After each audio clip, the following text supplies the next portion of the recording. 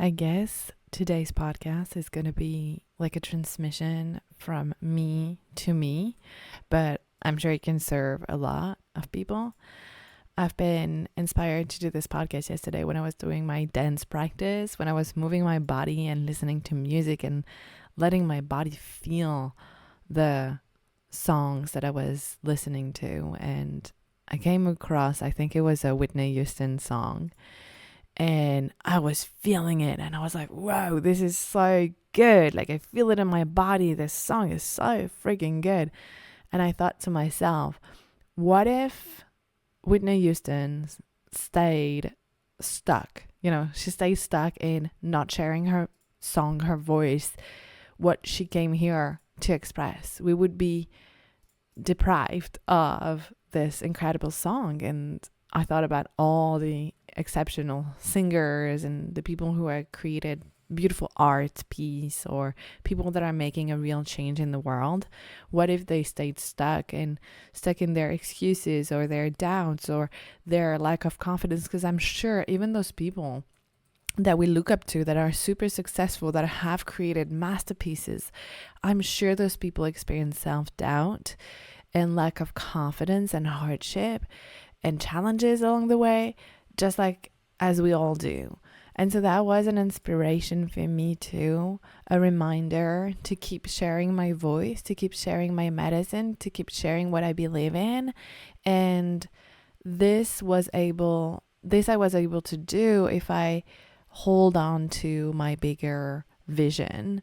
And I was watching this masterclass as well about being a visionary and kind of half listening to it, half doing something else. And it reminded me the power of vision. Vision is something that moves you, that just moves your whole body, and something you feel deep down in your gut, in your body so deeply. And when you're connected to that, then you can move through those obstacles, challenges, self-doubts, lack of confidence. And it takes a lot of willingness, a lot of power, and a lot of courage to do the things and face those obstacles. And I feel like most people that I've met, or most people that I grew up around, are not willing to do that. I profoundly believe that if you're called to share something, or if you're inhabited by a strong vision, you're going to be faced with those obstacles and hardships. And sometimes it's going to get real, real hard. Hard, what I mean by hard is like heartbreaking, and you're going to feel like you suffocate, or you're so depressed or so desperate, and it's going to be a whole lot of chaos. And it's going to be like this internal pain because you have a message, you want to lead a movement, you believe in something so strongly.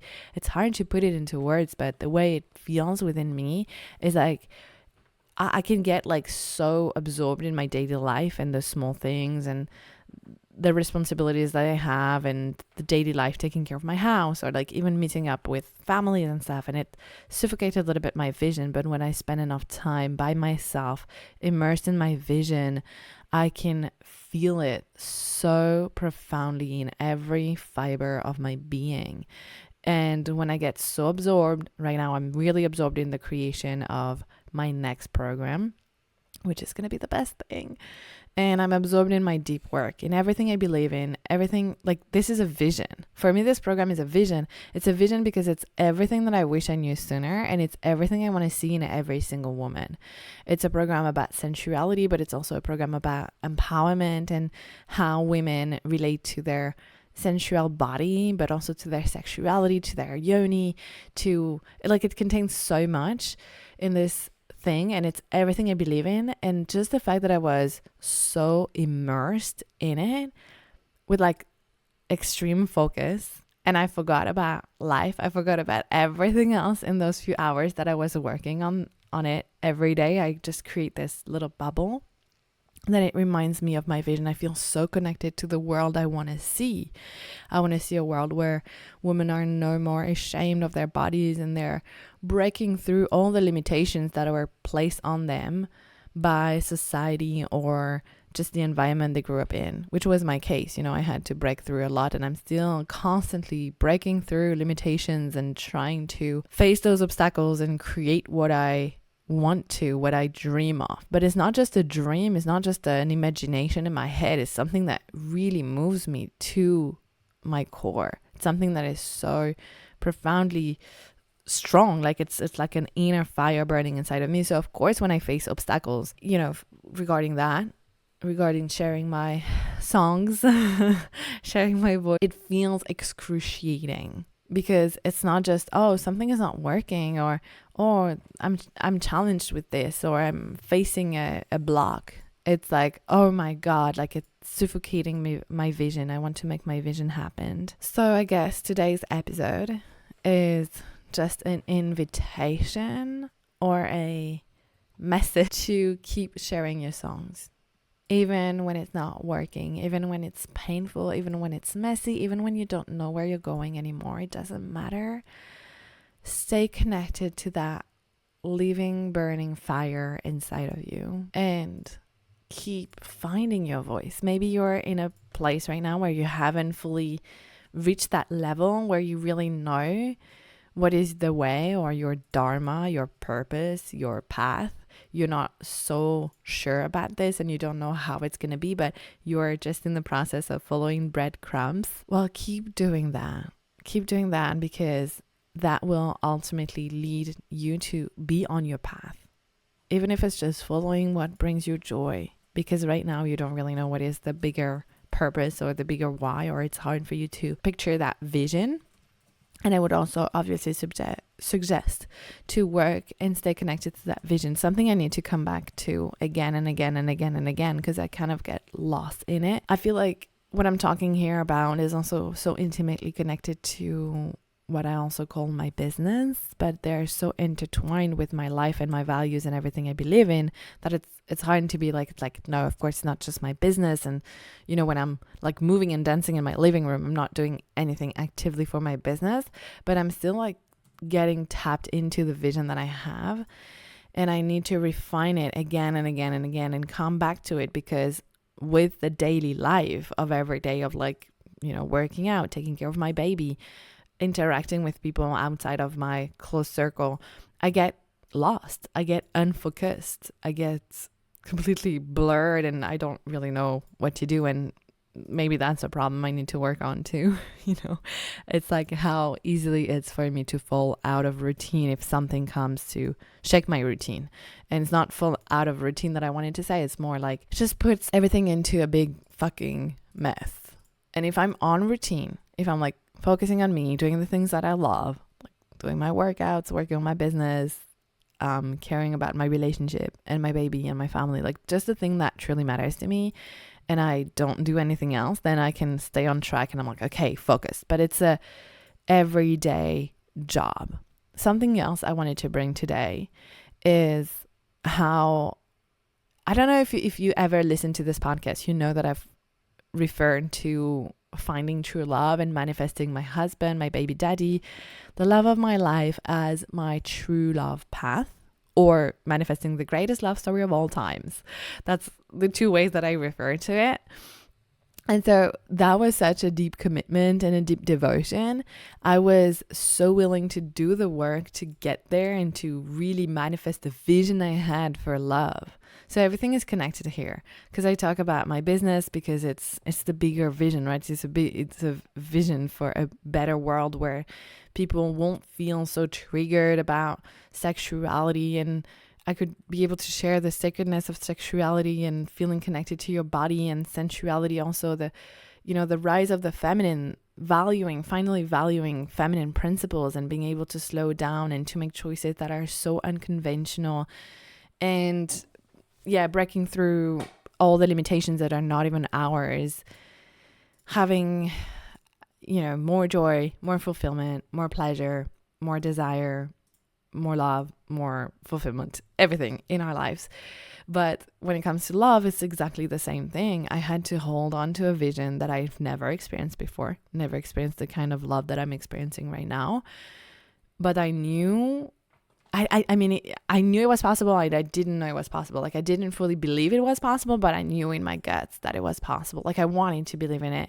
That was the vision. And I was so deeply moved by that vision. I wanted to experience this kind of love to the point of doing so many radical things to get there.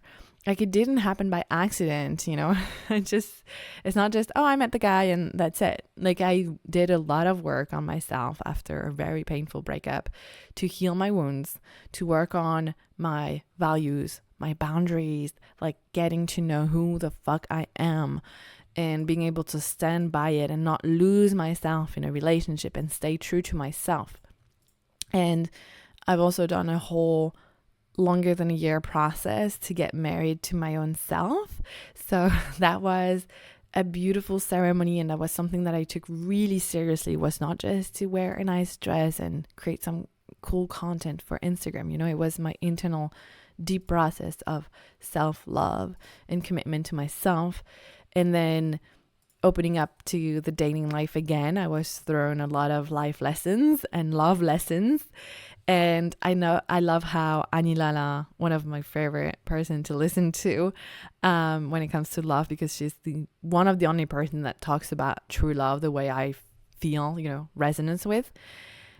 She says, if he's not the one, he is practice for the one. And I had a lot of practice for the one that was, you know, filled up with lessons and heartbreaks, mini heartbreaks and pain and what the fuck. And I was still like staying committed to not settling for less and to not being tempted by anything less than the vision I had for the greatest love story of all times. And even though I'm in a relationship now, we have a baby together, I feel like it's a vision that I still need to come back to, because in the daily life, and again, like taking care of a baby and like being very grounded in the matrix as well, like doing like 3D fucking responsibilities things in life, like you cannot always be connected to the higher vision, because that requires a bit of time and a sense of peace and quietness within yourself to access the vision. I feel like we need to create a special kind of environment to stay connected to the vision. And it can be through dance or meditation, journaling, or just quiet moments in nature, for example. That's how I stay connected to my vision.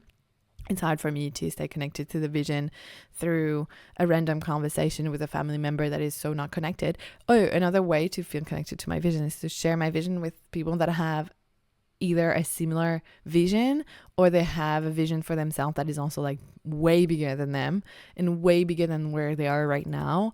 And it's that momentum of life. Like, I don't know how to translate it. We have this beautiful sentence in French that I love to use. It's called like un élan de vie, which is like a momentum of life. Like, it's life having a momentum within you.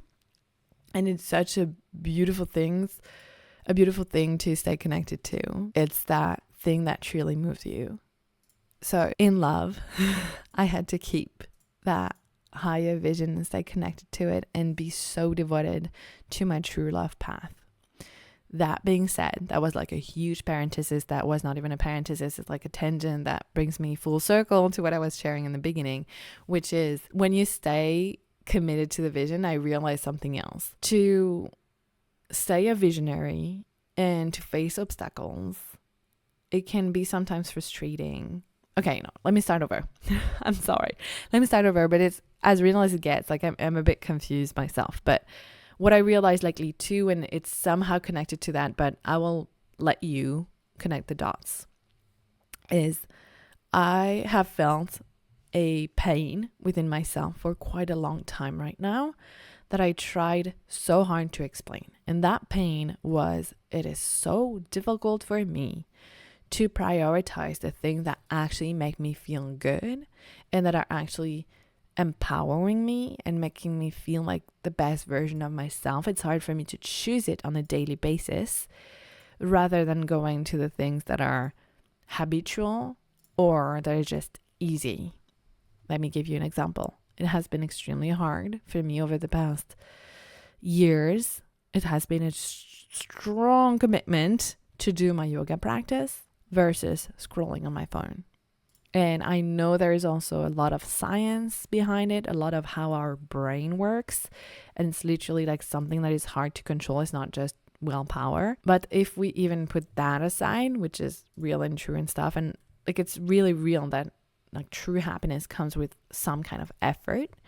I read this amazing book years ago about happiness, and they were doing experiments with people and how what brings the most fulfillment is usually linked to some kind of effort. Like it requires more effort to read a book, but it's going to bring more fulfillment than binge watching Netflix, for example.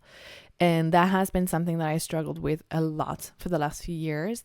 And I was like, what the fuck? It was so easy for me. It was my life. It was my life to wake up in the morning without my phone and do my practices and my rituals and feel embodied in my priestess self and my goddess self and do my yoga, my journaling and work on my business and stay super freaking focused. I didn't have a lot of distractions. Also, to put more context into it, of course, life is different right now. I have a house to tend to, a baby to tend to, a husband. I have my family also close by. I'm not living in the same environment. Everything is different. So there is also context to it. But I was still like internally struggling, and I'm still internally struggling with the fact that, oh my God, it's so hard. Why? And why? And trying to justify it and to explain it with something rational. Like even thinking like maybe like it's something neurologic.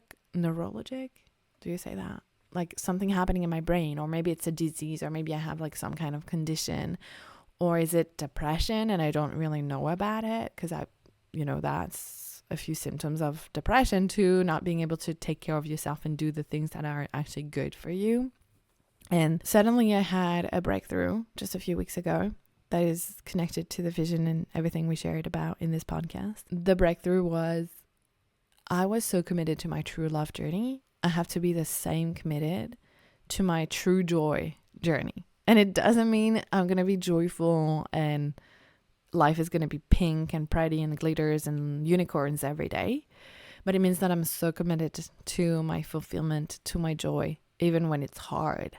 And I remember the commitment within myself, and you probably know it in some area of your life. Maybe it's your business, or the dream life you're trying to manifest. Maybe it's love, maybe it's maybe that's it, that's like being the best version of yourself. Maybe it's health, maybe it's athletic performances. No matter what area, I'm sure you know this feeling where you're like, okay, I'm gonna face so many challenges, but I'm so ready for them. And I don't care. Like I will face them willingly and bravely and with a lot of courage. But I'm going to go and I'm going to face them, and I'm going to keep going no matter what, because what's on the other side of it matters to me so much more than the challenge in front of me. And so for a long time, I was just, struggling with that, like feeling like shit about myself, because it also destroyed my self-esteem. Like, why? Like, and I should know better. Like, I'm in this industry for a long time. I've been a yoga teacher. I have a lot of healing tools. I've been, having a lot of motivation and willpower in my life, doing things that most people won't do in some areas. And then I can't translate it in other areas of my life, like what it is about. And I really felt like shit. And I'm sorry I'm getting so emotional, but it really destroyed this part of me, the self-esteem, because you're like, why I cannot do the things? Why I cannot show up for myself? Why is it so hard? And it used to not be that hard. It used to be the default in which I lived in. And now it's not the default anymore. Now the default is like some stupid fucking habits that are not serving my greatest good. And it's so hard for me to move through that. And just this little mindset shifts really helped me. So I hope this will help you too if you feel something similar. That's my whole point of doing this podcast, is just so that I can talk about random stupid things that happen to everyone, and then they are so simple, and we're just feeling connected because we're all at some point going through those things, and feeling seen and not alone is such a deep relief. But I'm sharing that because once I was like, okay, it's not meant to be easy. Choosing myself and being in radical joy, just like being in the greatest love story of my life, of all times is not easy. It's not the easy route. It's going to require commitment. And it's funny because on the opposite, I also believe that we should always choose the path of the least resistance. So it's like, how do we combine the two? How do we, if we are forcing something so hard, maybe it means that something is not quite right. Just like in love, it doesn't mean that. How to explain that? I believe the greatest love story of all time requires a lot of inner work and a lot of work to maintain it, but it doesn't have to feel like work so much. Like if you're forcing and you're in a relationship and you're forcing it and everything is so painful all the time, maybe that's also a sign that something is dysfunctional and that is not it. But thinking that it's just going to be easy or effortless, I don't think it's the case either. And that's just, I'm entitled to my own opinion, but that's it. Yeah. So again, forcing something versus just being brave enough to face when it gets hard. It's a very thin distinction to make. And it requires a lot of, how do you call that? A lot of, I lost the English for that. A lot of discernment. Discernment is the word. I was about to pause this whole podcast and go on a whole mind exploration to find that one word. Discernment. Discernment is so important. And it's also about like common sense and just having the mental clarity and the peace within ourselves to see clearly. Discernment, just like a bigger vision, is something that is cultivated. It's hard to have discernment when we have a dysregulated nervous system. It's hard to have a big vision when we're just in the chaos of life. So we need to find those small little moments as a commitment to ourselves and our greatest joy, the greatest joy of all time, or the path of true joy. I guess that became my new commitment. As long as, the true love path will always also be my commitment, and something that I believe requires investment, like you need to invest yourself in this. But I also believe that this is a new journey for me, where instead of feeling frustrated of why am I like this? Why is it so hard? And contemplating just failure after failure of trying so hard to stick to my healthy habits and going back to default on the habits that are not serving me necessarily. It's like, okay, it's my commitment. I faced a lot of shitty dating experience to manifest then a great relationship. And I'm going to face again a lot of failure until I'm not failing in anymore. And I guess, it goes into, I feel like I'm always talking about the same thing in this podcast anyway, in different ways, and it's true. Like I'm talking about the same things that I'm so deeply passionate about, because I'm passionate about this inner work. And failure, has been a big theme in my life. And I feel like we learn so much. We learn from those failed, and I don't even want to say failure because it doesn't really exist. It's just like painful moments to go through, to extract the lesson, to ingest the medicine of the lesson, and then to do better next time. And sometimes you're going to have this lesson again and again and again and again until you extract the medicine out of it, until God, the universe, think you're ready for the next step. So it's also an invitation for more compassion, I guess. Compassion, because this journey, for the people who are committed to this, to creating something bigger, to having a bigger vision for themselves or for the collective, it's hard.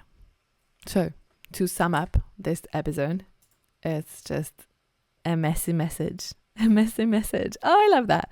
A messy message to share that. Always keep sharing your voice. Don't deprive the world of your medicine, of what you want to express in the world, because some people somewhere need it. Even when you're in the depth of self-doubt and limitation and the lowest self-esteem, don't remove your magic from the world. The world needs you, your song, and your magic. Stay connected to your vision. Create the vision and come back to it as many times as you need to, and picture it again and again and again, and let it move you. Let it move you. Let's not have it just in your head as like a nice imagination that you have during your visualization practice. Have it as an embodied experience. Like play it with your body, let it move through your system.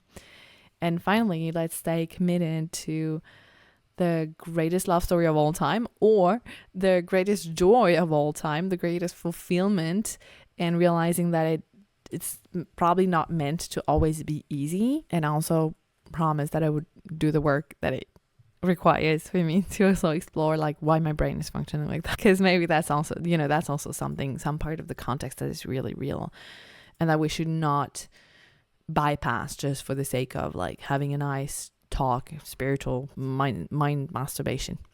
Anyway, before I lose my words even more and get even more lost, I wish you a beautiful rest of the week, and I talk to you next week.